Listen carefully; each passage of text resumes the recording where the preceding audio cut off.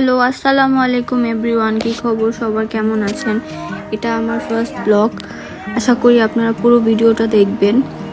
কোথায় যাচ্ছি, কি করছি, সব কিছুই একটা ভিডিওর মধ্যেই আছে। আমি আমার জীবনের প্রত্যেকটা শখ আশা পূরণ করতে পেরেছি, তার কারণ হচ্ছে একমাত্র আমার বাবা মা। আমার প্রত্যেকটা শখই পূরণ করেছে, আলহামদুলিল্লাহ তার জন্যে। আমি যখনই যা কিছু আবদার করেছি আমার বাবা মা তা সব সময় পূরণ করেছে, তার জন্য আল্লাহর কাছে লাখ লাখ শুকরিয়া। আসি মূল টপিকে।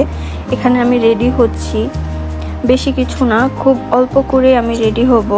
কোথায় যাব, কি করছি, কি করব, কোথায় থাকবো, সব কিছু এই একটা ভিডিওতেই আছে। এটা যেহেতু আমার প্রথম ভিডিও, তো আমার অনেক কিছুই ভুল হবে, আশা করি আপনারা সেটা ক্ষমার দৃষ্টিতে দেখবেন।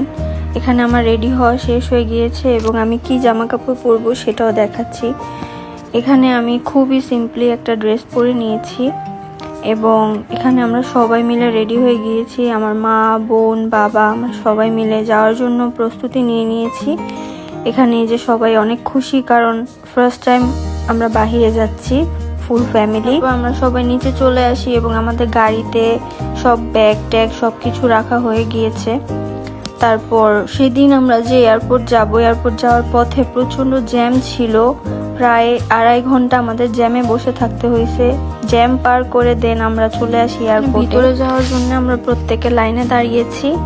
তারপর এখান থেকে আমরা ভিতরে ঢুকে যাই এন্ট্রি করে। তো এখানে আমরা এয়ারপোর্টের ভিতরে ঢুকে গিয়েছি এবং এয়ারপোর্টের ভিতরে ঢোকার পরে যে সমস্ত কাজগুলো থাকে ওগুলো করে নিয়েছি। এখানে চেক ইনের জন্য আমরা দাঁড়িয়েছি, সবাই ব্যাগ চেক ইনের জন্য আমরা দিয়ে দিয়েছি। বাবা ব্যাগ চেকিং করার জন্য সবকিছু দিয়ে দিল এবং এখানে সবকিছু কাজ শেষ হওয়ার পরে আমরা লাইনে দাঁড়িয়েছি এবং আমাদের প্লেনটা যেহেতু লেট হয়েছে, তো এখানে আমরা একটু বোরিং টাইম পাসের জন্য বসেছিলাম।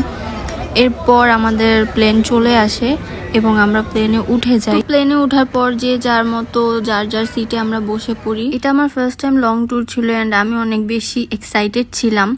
এরপর আমাদের প্লেনটা ফ্লাই করে। যেহেতু লং জার্নি ছিল, আমরা বসে বসে একটা মুভি দেখছিলাম। তারপর আমাদেরকে খাবার দেয়, রাতের ডিনার। খাবারগুলো মজাই ছিল, আমি খুব এনজয় করে খাচ্ছিলাম। সাথে আমার বোন ছিল আমার পাশে বসে, আমরা কফি খাচ্ছিলাম, এনজয় করছিলাম। তারপরে আমরা সিঙ্গাপুর যেহেতু যাব, আমাদের যেতে আর বেশিক্ষণ ছিল না, তো আমি অনেক টায়ার্ড হয়ে গিয়েছিলাম লং জার্নির কারণে। এরপর ফাইনালি সিঙ্গাপুর চলে আসি। এরপর আমরা সবাই প্লেন থেকে নেমে যাই এবং নেমে যেয়ে সিঙ্গাপুর এয়ারপোর্টে চলে যাই। এখান থেকে চলে যেয়ে আমরা ইমিগ্রেশনে চলে যাই। ইমিগ্রেশন পার করে আমাদের ওখানে যে সমস্ত কাজগুলো ছিল তা সম্পূর্ণ করে নেই অ্যান্ড দেন এরপর আমরা আমাদের লাগেজগুলো নিয়ে নেই এবং নিয়ে নেওয়ার পরে সিঙ্গাপুরের এয়ারপোর্টটা এত সুন্দর ছিল যে আমরা সবাই এখানে দাঁড়িয়ে কিছু ছবি তুলি এবং ঘুরে ঘুরে দেখি এয়ারপোর্টটা আসলে অনেক সুন্দর ছিল, যা ঘুরে শেষ করার মতো ছিল না। এবং এয়ারপোর্টের ভিতরটা খুবই বড় ছিল আর দেখতে খুবই সুন্দর ছিল, মাশাআল্লাহ। এরপরে আমরা যে হোটেলে থাকবো সেই হোটেল থেকে আমাদেরকে গাড়ি রিসিভ করতে আসে। এরপর আমরা গাড়িতে উঠে যাই। হোটেলের জন্য আমরা রওনা হয়ে যাই এবং আমি খুব এক্সাইটেড ছিলাম যেহেতু এটা আমার ফার্স্ট টাইম লং ট্যুর ছিল দেশের বাহিরে। এরপর আমরা চলে আসি আমাদের হোটেলের সামনে। এসে আমি খুব টায়ার্ড থাকার কারণে, ঘুম না হওয়ার কারণে একটু রেস্ট নেই। রেস্ট নেওয়ার পরে আমাদের ওরকম কোনো সুযোগ ছিল না ভালো মতো রেস্ট নেওয়ার, তো রেডি হয়ে আমরা বাহিরে চলে যাই ঘুরতে যাওয়ার জন্যে।